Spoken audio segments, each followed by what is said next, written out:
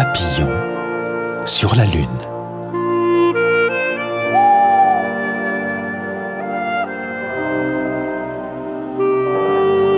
Sur la plus haute tour du château, Kropotkin, l'astronome de la cour, observait la Lune avec son puissant télescope. Soudain, la voix du prince Azov retentit derrière lui. Astronome Kropotkin, il me faut trouver des papillons sur la Lune. Mais, maître, protesta Kropotkin. La Lune est glacée et vide. Aucune vie.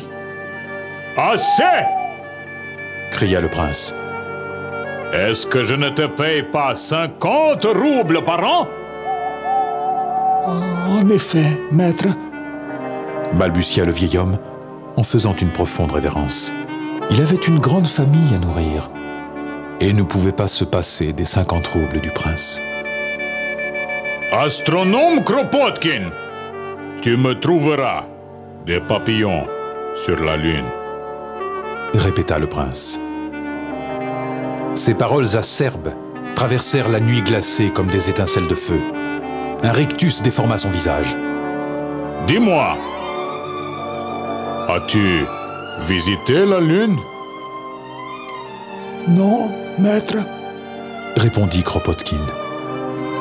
Si tu n'y es pas allé, comment peux-tu savoir qu'il n'y a pas de papillons sur la Lune? Hein? Espèce d'idiot! Écoute bien! Dans un mois, ma femme et moi donnons un banquet dans la grande salle du château. De nombreux hôtes de marque seront invités, tous avides de voir des papillons sur la Lune. À toi de les trouver. Ce soir-là, Anna, la femme de l'astronome, perçut l'inquiétude de son mari. Cela fait 1 heure que tu es à la maison et tu n'as rien avalé. Ta soupe est froide. Dois-je la réchauffer?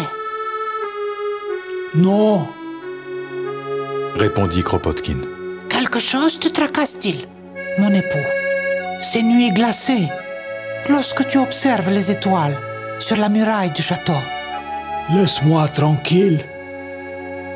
Et ignorant ses 3 enfants, Natalia, Grégory et Inessa, Kropotkin déplaça sa chaise et contempla le feu. Grégory et Inessa, terminez votre repas. Chuchota Anna.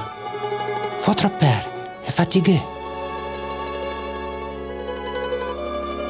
Je sais ce qu'il a, mère, Annonça Natalia. je l'ai appris de la bouche de Boris. Père doit trouver des papillons sur la Lune. Sinon, il perdra son travail.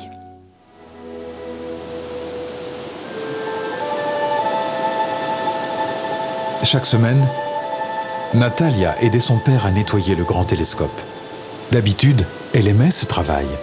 Le vent soufflait dans ses cheveux et son chant s'élevait dans le ciel, dévalait les murailles et bondissait loin dans la vallée. Tout en bas, dans les champs, les paysans apercevaient la chevelure dorée de Natalia. « Elle chante toujours. Elle est gaie comme un pinson !» disait-il en la saluant. Mais cette semaine-là, elle était triste. Le télescope fut nettoyé en silence.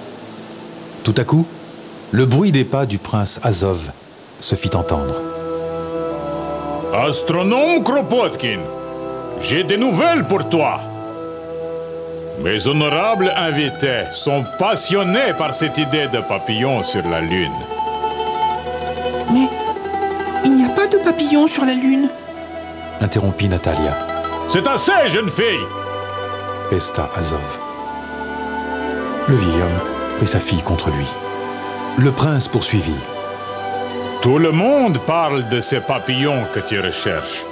De plus, pour célébrer une si grande occasion, l'orchestre royal jouera au pied de la tour. L'astronome écarquilla les yeux. Mais, maître, Kropotkin, non seulement on verra des papillons dans le grand télescope, mais lorsque l'orchestre jouera, ils danseront au son de la musique. Et comme marque de faveur, ta femme et tes enfants seront également invités à regarder dans le télescope. Ce soir-là, Natalia ne put s'endormir.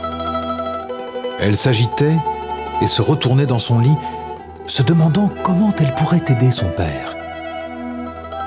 Une idée lui vint. Elle descendit les escaliers sur la pointe des pieds. Moins d'1 heure plus tard, elle était de retour dans son lit. Elle recommença les nuits suivantes pendant 3 semaines. Enfin, le soir précédant le jour du banquet arriva. Natalia grimpa au grand télescope.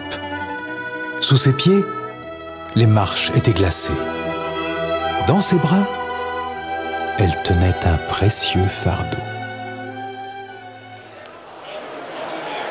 Le jour du banquet, par un décret spécial, le prince Azov proclama un jour de vacances. Sous les murailles du château se massait une foule colorée. Je parie qu'ils vont battre Kropotkin, Gloussa quelqu'un. Il va perdre sa tête aussi bien que son travail s'il n'a pas trouvé de papillon sur la Lune, Dit un autre.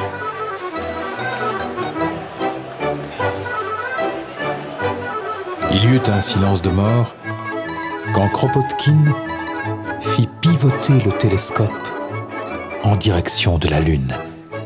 Les doigts tremblants, il régla les énormes lentilles. Son cœur battait au rythme de 100 chevaux au galop. Lorsqu'il tendit le grand télescope au prince, il n'avait plus de voix.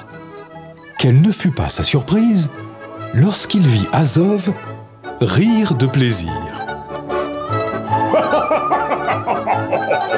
Oh, Kropotkin, espèce de vieux sorcier, tu y es donc arrivé?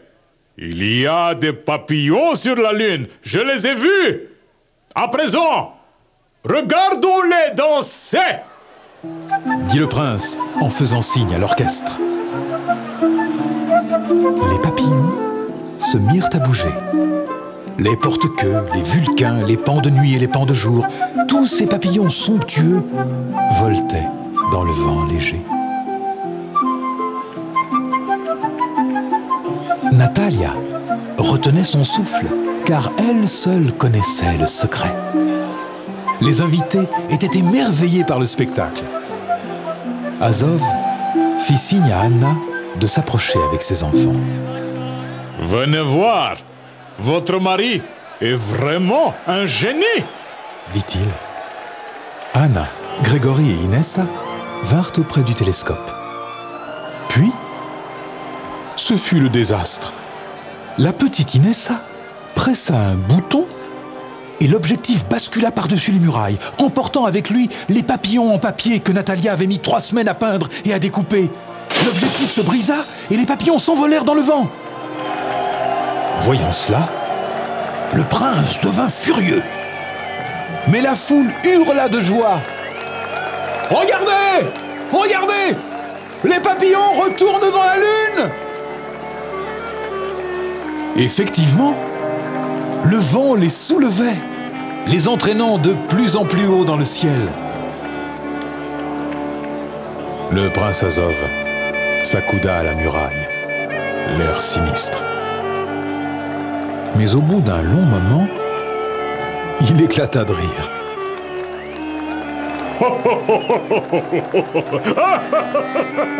Astronome Kropotkin, je suis fier de toi.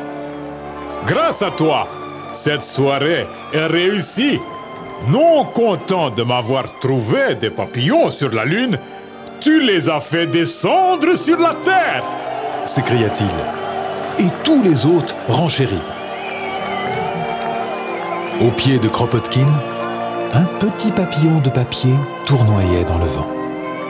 L'astronome le ramassa et le déposa doucement dans la main de Natalia. « Merci, ma fille. dit-il en l'embrassant tendrement.